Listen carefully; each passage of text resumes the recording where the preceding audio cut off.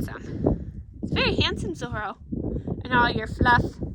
I was asked to make a video showing how I pick up and clean out my pony's feet and trim.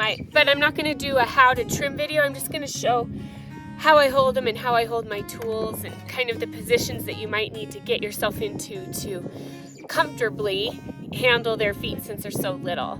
Zorro's 40 inches tall, so he's still a little bigger than some you guys might be dealing with, but again, just the positions I'm in, the way I'm sitting or kneeling is going to be helpful for you even with the little minis. So here we go. Typically I will be kneeling. Sometimes I'll have one knee down and one foot up, you know. I'll show that. When I do trim feet, I always wear gloves because my hands just get beat up.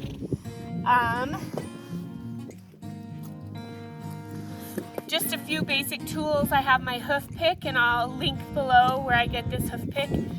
It has a wide flat side and a narrow pokey side, and I find this works really well for the little feet to get in around the frog and get it clean. It's made out of an old horseshoe. Seems like a really nice thing to make out of an old horseshoe. I always have a wire brush.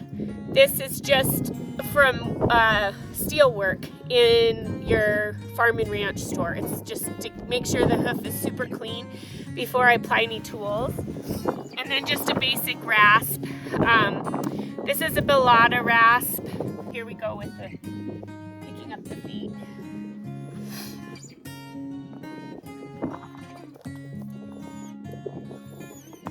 And then just like a big horse, I expect them to work with me and not against me, so I don't force them or wrestle them. They have to learn to give me a foot.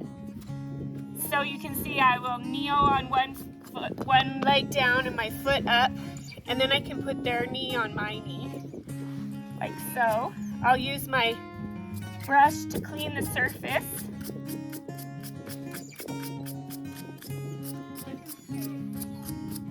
Quick.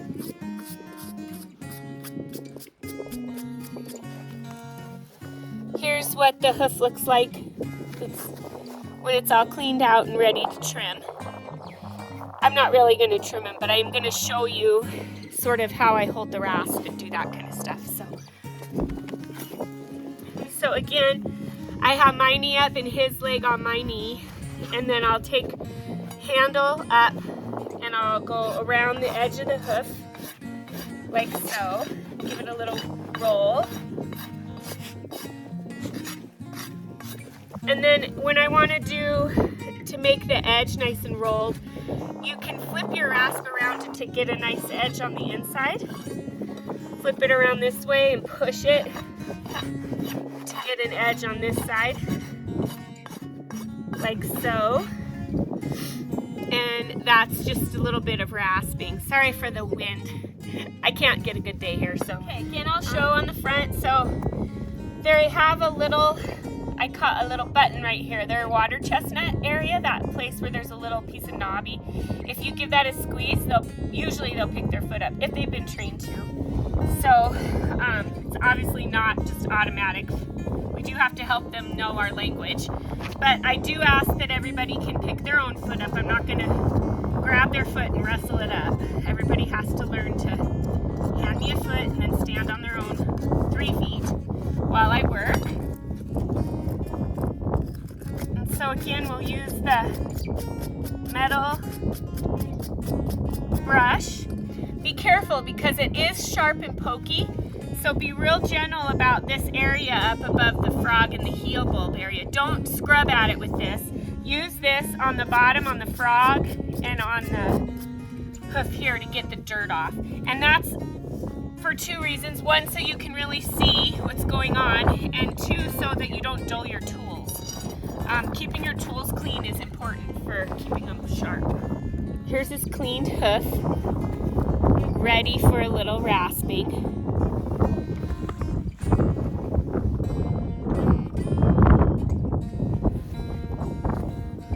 So again, I would hold my rasp handle up, and then sometimes, you just have to move around and find a comfortable position. So I might stand like so with his knee kind of pushing against my knee for support, give that hoof a little rasp. Take some toe.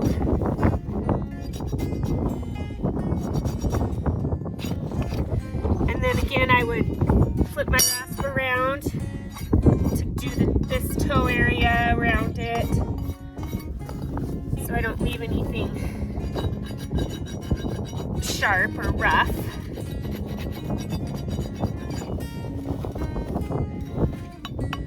So the more often that you trim, the less you have to take off, because you're trimming more like they would wear it if they were running on sand and gravel all the time. So again, you can either one knee down, other knee to hold the foot like so and work on it, or you can stand up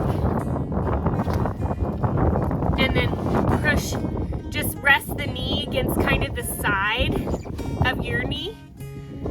And what that does is it offers support to his leg when I'm working on the bottom, because I don't want to be leaving his leg out here so he has to try to hold it. It's torquing as I push on it with the rasp. And because that just encourages him to want to pull it away. So if you can offer some support for them, that's very helpful for their balance and just their comfort while you work on their foot. So, and then again, like a big horse, I offer the hoof back. I don't encourage them to yank their foot away. I don't encourage the idea that I have to wrestle to get this done. I want willing participants in this, just as if they were big. Sometimes, even though they're little, they can be more harder to work on because of their size. So having them be a willing participant is very helpful. So again, I'm going to just show how I pick up a foot. So I will just touch right in here at this little water chestnut right here and give it a little squeeze. He's ignoring me because he wants a cookie. And then he'll pick it up. So usually I can just touch the water chestnut and he'll pick it up, because he already knows what I want, but he already knows that I finished that foot. See, like that, you just pick it up and then they pick up their foot. And then I just let him relax his foot down into my hand. See that? He's holding it up himself, but he will also, when I work on it, just relax it. He's not laying on me, he's not pushing on me, he's not stepping on me. So, what?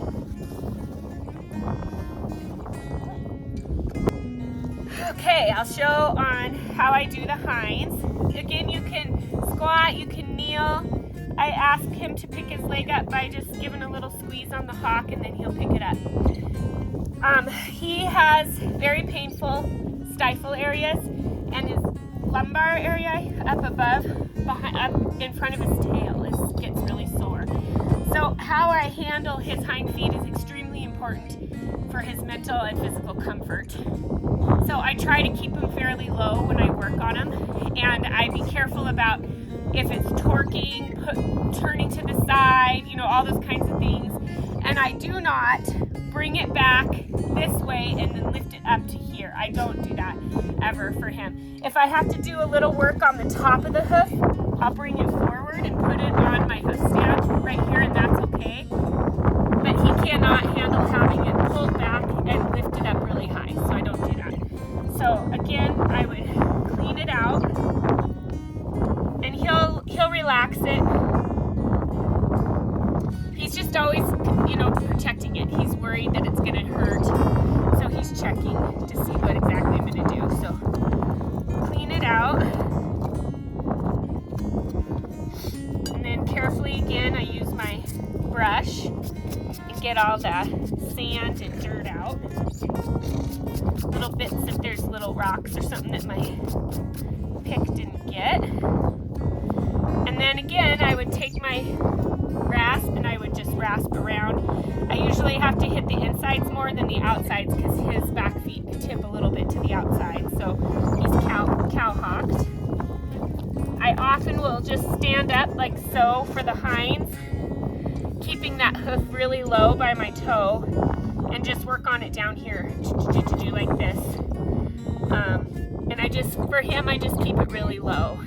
So, and then if he really argues and really, I don't want him ever to have to really pull because that hurts. So when he wants it back, I usually give it back.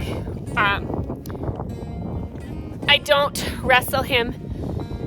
It's not worth it because it hurts him. So the only reason that he tries to get his foot away is because he's uncomfortable. Of course, I would hope that he's not in horrible pain. But if he's uncomfortable and he's pulling his foot, then I give it back, let him rest, put weight on it, and then he usually hands it right back to me. And then we just keep working. So it takes a little longer to do his hinds. It's fine with me. I just want him to be comfortable so he doesn't have bad associations with his feet being. That's a cookie face again. Oh, he wants a cookie. Oh, so cute. And so does baby. Baby, you want a cookie too? Yes. Good boy.